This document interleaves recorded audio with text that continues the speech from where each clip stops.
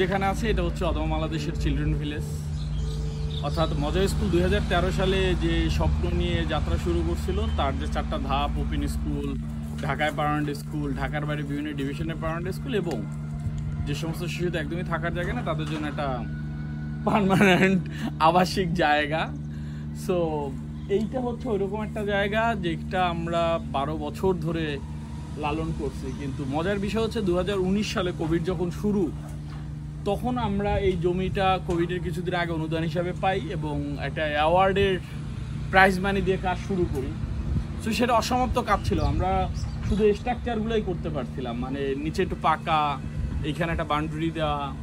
উপরে লাল টিন দেওয়া, ঠিক